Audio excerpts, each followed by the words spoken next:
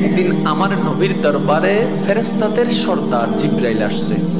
আমার নবী কথায় কথায় বললেন, ইয়া আখি জিব্রাইল, ও আমার ভাই জিব্রাইল, তোমার নাকি 600 ডানা আছে, 600 পাখা আছে। ইয়া রাসূলুল্লাহ, আল্লাহ তোমাকে 600 পাখা দিয়েছেন, তো তুমি কয়টা ব্যবহার করো? বেশি লাগে না, আসমান জমিন ডিউটি করতে একটা হইলে যথেষ্ট। মানে একটা দিয়ে চাপড় মারলে হয়ে আছে, বাকি 599 ব্যবহার করা লাগে। আচ্ছা, যার 600টা ডানা আছে তার শরীরটা কত? একটু বুঝার চেষ্টা করে না। যার আর ডানা কি ওয়াসরে ফাঁকির ডানা না, জিব্রাইল যেমন তার ডানাও। আমার নবী বললেন, জিব্রাইল মনোযোগ, নবী কথা বলছেন নূরের ফেরেশতা সর্দার জিব্রাইলের সাথে। কাদের নবী? আমাদের নবী। তো একটু বাপ নিয়ে বলেন না ভাই, কাদের নবী? জিব্রাইলের সাথে কথা বলছে। আমার নবী বললেন, ভাই জিব্রাইল, আচ্ছা তোমার দেহটা একটু কত বড়, আমার একটু দেখতে ইচ্ছে করতেছে, একটু দেখাও।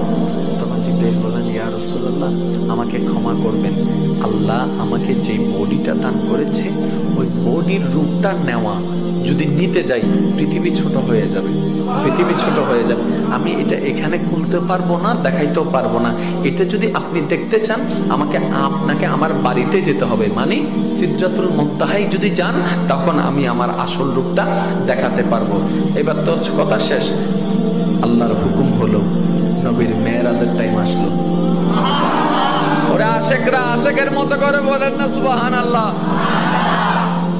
আল্লাহর হুকুম হলো, মেরাজের সময় আসলো, জিব্রাইল খাদেম হিসাবে আসলো, বোরাক গাড়ি হয়ে আসলো, নবীর ঊর্ধ্বগমন শুরু হয়ে গেল। যাইতে যাইতে সিদরাতুল মুনতাহার ঘটনা আপনারা সবাই জানেন। জিব্রাইল গিয়ে থমকে গেল, ইয়া রাসূলুল্লাহ, আমার আর কোনো পারমিশন নাই যাওয়ার, আপনি যান। আমার নবী বললেন, জিব্রাইল, আমি একটা কথা বলছিলাম যে তুমি বলছিলে যে তোমার বাড়িতে আসলে দেখাবা, আচ্ছা একটু দেখাও তো তোমার শরীরটা। বলার সাথে সাথে আসল রূপে চলে আসলো, আসল রূপে চলে আসলো, আসল রূপে চলে। আর একটু জোরে বলেন না রে ভাই। আসল রূপে চলে আসলো। জিব্রাইলকে যখন নবীজি মাটিতে বলেছেন, জিব্রাইল বলেছেন, আমি এখানে দেখাতে পারবো না ইয়া রাসূলুল্লাহ, আমার বাড়িতে যেতে হবে, আমার দেশে যেতে হবে।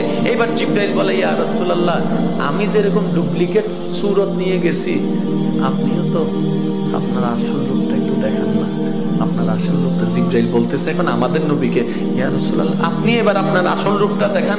এবার আমার নবী কি বলছেন শুনুন, জিব্রাইল, তুমি যেরকম তোমার আসল রূপটা জমিনে দেখাইতে পারো নাই, তোমার বাড়ি লেগেছে, আমি আমার আসল রূপ দেখাইতে গেলে তোমার বাড়িও কভার হবে না, লামকানে যাইতে হবে।